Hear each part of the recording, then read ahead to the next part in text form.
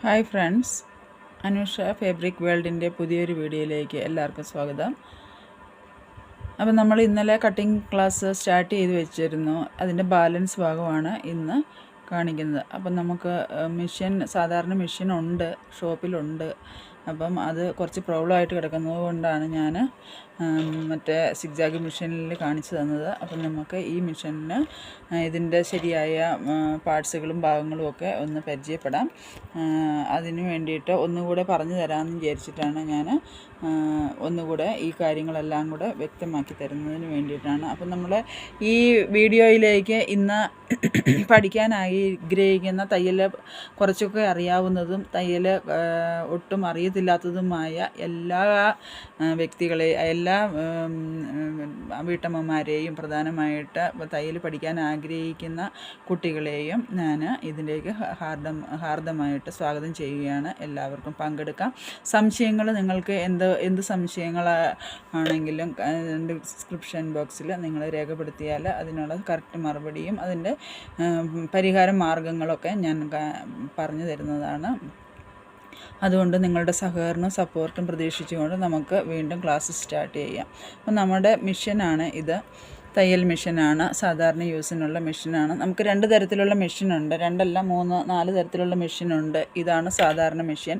ഇത് പവറിലും തയ്ക്കാം. നമുക്ക് ഇതുപോലെ വള്ളി ഇട്ടിട്ട് കണ്ടോ, ഇതിൽ ലെഗിൽ ചവിട്ടിയിട്ടും തയ്ക്കാൻ പറ്റും. കാല് വെച്ച് നമുക്ക് തയ്ക്കാൻ പറ്റുന്ന ഈ മെഷീനാണ്. അതുപോലെ തന്നെ ഇതിന് മോട്ടർ പിടിപ്പിച്ചിട്ടുണ്ട്. മോട്ടറിലും നമുക്ക് ഇത് ചെയ്തിട്ട് അതിൽ മോട്ടർ കണക്ഷൻ കൊടുത്തിട്ട് ഉണ്ട്, അതിൽ തയ്ക്കാൻ പറ്റുന്ന മെഷീനാണ്. അതുപോലെ തന്നെ നമുക്ക് ലോക്ക് ചെയ്യുന്നതിനുള്ള മെഷീനുണ്ട്. ലോക്ക് മെഷീനുണ്ട്. ലോക്കിൻ്റെ മെഷീനാണിത്.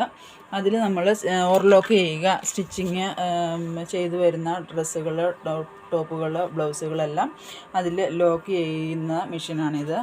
അതിൽ 3 ത്രെഡാണ് വരുന്നത്. 3 ത്രെഡ് ഇട്ടിട്ടാണ് നമ്മൾ അതിനെ സ്റ്റിച്ച് ചെയ്ത് എടുക്കുന്നത്. അത് ലോക്ക് മെഷീനാണ്. പിന്നെ വരുന്ന മെഷീനാണ് പവർ സാധാരണ മെഷീനാണ്. ഇതാണ് ഞാൻ സ്റ്റിച്ച് ചെയ്യുന്ന മെഷീൻ. എനിക്ക് ഇതിലാണ് സ്റ്റിച്ച് ചെയ്താലാണ് പെർഫെക്റ്റായിട്ട് കിട്ടത്തുള്ളൂ. അതുകൊണ്ട് സ്റ്റിച്ചിങ് എല്ലാം ഞാൻ കാണിച്ചു തരുന്നത് ഈ മെഷീനിൽ മാത്രമാണ്. അതുകൊണ്ട് ഇപ്പോൾ ക്ലാസ് സ്റ്റാർട്ട് ചെയ്യുമ്പോൾ നിങ്ങൾക്ക് മെഷീനെല്ലാം ഞാൻ പരിചയപ്പെടുത്തുകയാണ്. ഇന്നലെ കാണിച്ചത് സിഗ്സാഗ് മെഷീനാണ് കേട്ടോ.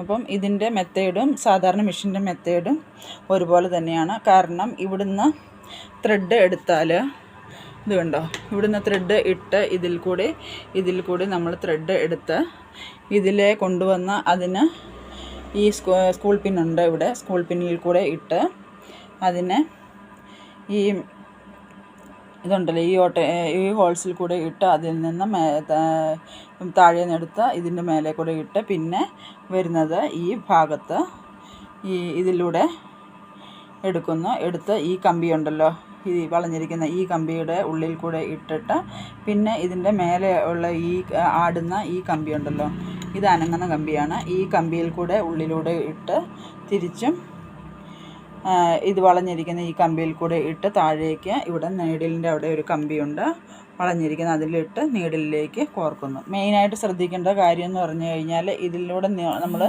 നൂലെടുത്ത ശേഷം ഇതിൽ റിങ് ഇട്ടിട്ട് ഈ റിങ് ഉണ്ടല്ലോ, ഇതിൻ്റെ ഉള്ളിലെ നൂല് പോയോ എന്ന് നമ്മൾ പ്രത്യേകം ശ്രദ്ധിക്കണം. ഇല്ലെങ്കിൽ എന്നാകും ലൂസ് സ്റ്റിച്ച് വരും, അങ്ങനെ കംപ്ലൈൻറ്റുകൾ വരും. അതുകൊണ്ട് അതിൻ്റെ ഉള്ളിൽ നമ്മൾ നൂല് പ്രത്യേകം ഒന്ന് ശ്രദ്ധിക്കേണ്ട കാര്യമുണ്ട്. പിന്നെ ഇതിൻ്റെ സ്റ്റിച്ചിങ്ങിൻ്റെ ലൂസൊക്കെ കറക്റ്റായിട്ട് നമ്മൾ സെറ്റ് ചെയ്ത് വെക്കണം. അതുപോലെ തന്നെ സ്റ്റിച്ചിൻ്റെ കാണിയാണ്, സ്റ്റിച്ച് വലുതും ചെറുതുമാക്കുന്ന കാണിയാണ് ഇത്. ഇവിടെ 1, 2, 3, 4 എന്ന് വരെ ഇങ്ങനെ എഴുതിയിട്ടുണ്ട്. അപ്പം നമുക്ക് എത്ര പേര് വേണം, മാക്സിമം സ്റ്റിച്ച് എത്ര ചെറിയ സ്റ്റിച്ച് വേണം. ഇപ്പം മീഡിയം സ്റ്റിച്ച് വേണമെങ്കിൽ 2, 2.5 ഇച്ചിരി വലുതായിരിക്കും, 2.25 ഇട്ടാൽ നമുക്ക് അത്യാവശ്യം കുഴപ്പമില്ലാത്ത സ്റ്റിച്ച് കിട്ടും. 3 വലിയ സ്റ്റിച്ചുകളാണ്. അപ്പോൾ ഏത് സ്റ്റിച്ചിൽ വേണമെങ്കിലും നമുക്കിതിനെ അഡ്ജസ്റ്റ് ചെയ്ത് ഇടാൻ പറ്റുന്ന അതാണ്. അപ്പോൾ നമുക്ക് വീണ്ടും സാധാരണ മെഷീനിലേക്ക് തന്നെ പോകാം. ഈ മെഷീനിലാണ് നമ്മൾ തയ്യൽ പഠിക്കുക. സാധാരണ വീടുകളിലൊക്കെ കാണുന്ന മെഷീൻ ഈ മെഷീനായിരിക്കും. അപ്പം ഇതിൽ എങ്ങനെയാണ് നൂല് നമ്മൾ കോർക്കുക എന്നാണ് ഇന്ന് പഠിക്കുന്നത്. ഇന്നലെ ഞാൻ കാണിച്ചു തന്നായിരുന്നു. അപ്പം ഇന്നും അത് തന്നെയാണ് ഞാൻ റിപ്പീറ്റ് ചെയ്യുന്നത്. കാരണം മനസ്സിലാകാത്തവർക്കും പുതിയതായിട്ട് ജോയിൻ ചെയ്യാൻ ആഗ്രഹിക്കുന്നവർക്കും വേണ്ടിയിട്ടാണ് ഇന്ന് ഞാൻ ഈ വീഡിയോ ചെയ്യുന്നത്. അപ്പോൾ നിങ്ങളുടെ എല്ലാവരുടെയും സപ്പോർട്ടിനും സഹകരണത്തിനും നന്ദിയുണ്ട്. അതുപോലെ തന്നെ തുടർന്ന് നമ്മുടെ വീഡിയോ കാണാനും പഠിക്കാനും ആഗ്രഹിക്കുന്നവർ നമ്മുടെ വീഡിയോയിൽ പൂർണ്ണമായി സഹകരിക്കുമെന്നുള്ള ധൈര്യത്തോടു കൂടിയും നല്ല ഉദ്ദേശത്തോടു കൂടിയും നമുക്ക് ഈ ക്ലാസ് മുമ്പോട്ട് പോകാം. അപ്പോൾ ഫസ്റ്റ് നമ്മൾ ഇത് സ്കൂൾ പിന്നിൽ ഈ ത്രെഡ് ഇട്ടല്ലോ അല്ലേ, കണ്ടോ? ത്രെഡ് ഇവിടെ ഇടുക. ഇങ്ങനെയാണ് വരിക. ഇതിൽ ഇട്ട് ഇത് ഇങ്ങനെ തിരിച്ച് നമ്മൾ വെക്കണം. അതിനുശേഷം ഈ നൂലിൻ്റെ അറ്റം എടുത്തിട്ട് ഇവിടെ ഈ 3 ഹോൾസുകൾ കാണുന്നുണ്ട് അല്ലേ? ഈ 3 ഹോൾസുകൾ കാണുന്നത് കൊണ്ട് ഈ ഫസ്റ്റ് ഹോൾസിലേക്ക് നമ്മൾ ഈ നൂലിനെ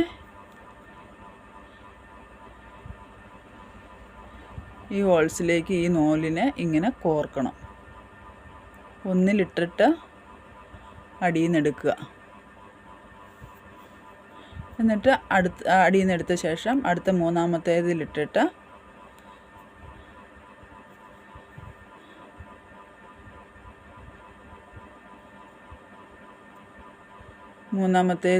ഇട്ടിട്ട് അതിനെയും ഇങ്ങനെ കോർക്കുക. കോർത്ത ശേഷം അതിനെ താഴേക്ക് എടുക്കുക. ഞാൻ പറഞ്ഞതുപോലെ തന്നെ ഈ കമ്പി ഉണ്ടല്ലോ, ഈ കമ്പിയുടെ ഇടയ്ക്കോട്ട് ഇടുക. ഈ കമ്പിയെ ഇത് പിടിച്ചിട്ട് ഈ കമ്പിയുടെ ഇടയ്ക്കോടെ ഇങ്ങനെ ഇടുക.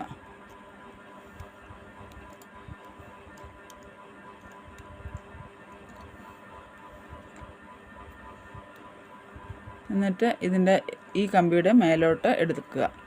ആദ്യം ഈ ഹോൾസിലൂടെ ഇട്ടു, താഴെ ഈ കമ്പിയുടെ ഉള്ളിലോട്ട് ഇട്ടു, പിന്നെ ഈ കമ്പിയിൽ നിന്ന് തന്നെ അകത്തോട്ട് എടുക്കുക. അതിനുശേഷം മേലെ ഈ ആടുന്ന ഈ കമ്പി ഉണ്ടല്ലോ, ഇത് ഈ അനങ്ങുന്ന കമ്പിയിലോട്ട് എടുക്കണം.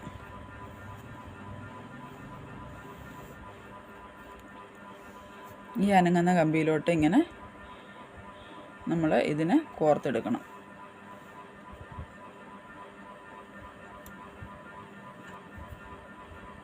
എന്നിട്ട് ഈ ത്രെഡ് കറക്റ്റായിട്ട് അതിനെ വലിച്ചെടുക്കണം.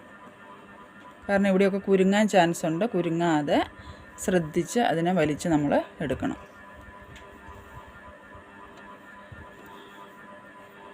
അതിനുശേഷം ഈ കമ്പി ഉണ്ടല്ലോ, ഈ റൗണ്ടായിട്ടിരിക്കുന്ന ഈ കമ്പിയുടെ അകത്തോടെ ഇതിനെ വലിച്ച് നമ്മൾ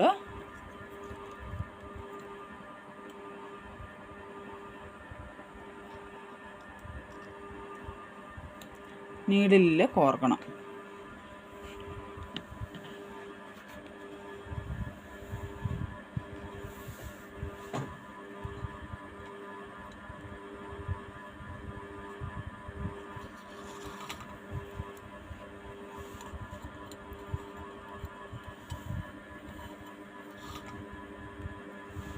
നീഡിലിൽ കോർക്കുമ്പോൾ ഇത് ലെഫ്റ്റിൽ നിന്ന് റൈറ്റിലോട്ട് വേണം ഇവിടെ കോർക്കാനായിട്ട്. അതുമാത്രമാണ് ഇതിൻ്റെ വ്യത്യാസം. എല്ലാ സ്റ്റിച്ചിങ് മെഷീനും ലെഫ്റ്റിൽ നിന്ന് റൈറ്റിലേക്ക് വേണം സ്റ്റിച്ചിങ് ത്രെഡ് ഇട്ടിട്ട് ത്രെഡ് നമ്മൾ കോർത്ത് കൊടുക്കാനായിട്ട്.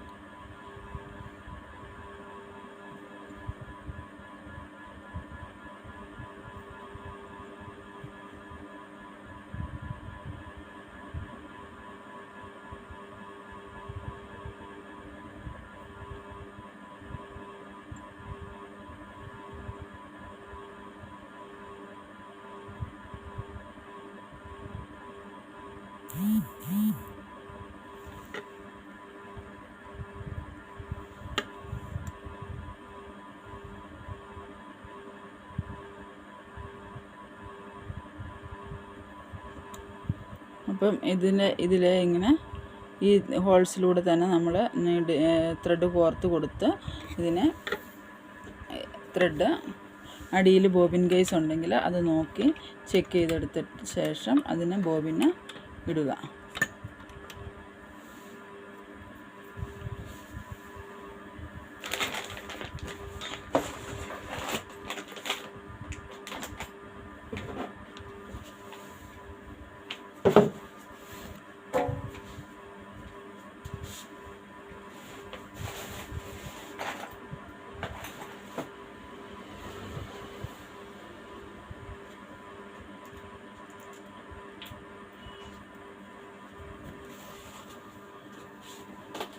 ഇതാണ് ഇതിൻ്റെ ബോബിൻ കേസ്.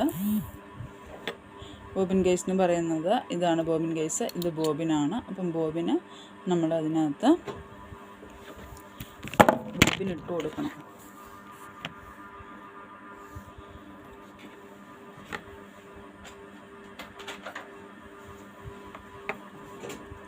ബോബിനിട്ട് കൊടുക്കണം. ബോബിനിടുന്നതിന് പ്രത്യേകം ശ്രദ്ധിക്കേണ്ടത് എന്നാന്ന് ചോദിച്ചാൽ, ഇതിൻ്റെ ഈ കേസ് ഉണ്ടല്ലോ, ഈ കേസിൻ്റെ അകത്തുനിന്ന് ഇങ്ങോട്ടേക്ക് ഇങ്ങനെ നൂലിട്ട് ഇതിൻ്റെ ഉള്ളിലൂടെ കണ്ടോ, ഇതിൽ ഇങ്ങനെ വലിച്ച് എടുക്കണം. ഈ റൈറ്റിൽ ഇതാണ് ഇതിൻ്റെ ഭാഗം കണ്ടോ, ഇതിലിങ്ങനെ വലിച്ചെടുക്കുക. അതിനുശേഷം കേസിലൂടെ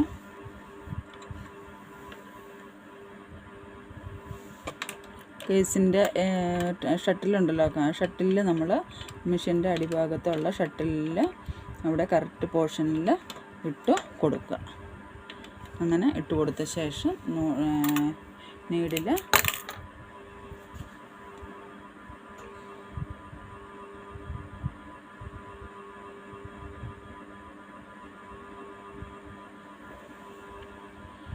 നീഡിൽ കോർത്ത് കൊടുക്കണം.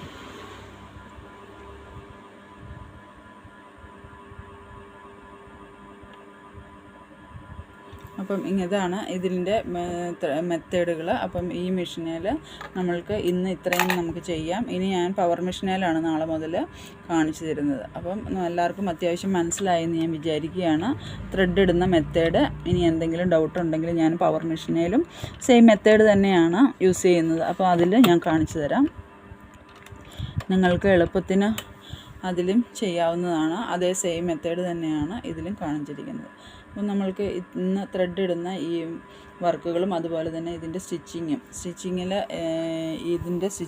വന്നിരിക്കുന്ന ബട്ടൺ ഇവിടെയാണ് ഉൾക്കൊടുത്തിരിക്കുന്നത്. ഇതിന് നമ്മൾക്ക് സ്റ്റിച്ച് വലുതാക്കുന്നതിനും ചെറുതാക്കുന്നതിനും അതുപോലെ തന്നെ കാണിയും സ്റ്റിച്ചിങ് എല്ലാം അതിൽ തന്നെ സെറ്റ് ചെയ്യാനും സാധിക്കും. അപ്പം ഇന്നത്തെ വീഡിയോ നമുക്ക് ഇവിടെ പൂർണ്ണമാവുകയാണ്. അടുത്ത ദിവസം നമുക്ക് പുതിയ ക്ലാസ്സിലേക്ക് കടക്കാം. ഓക്കെ.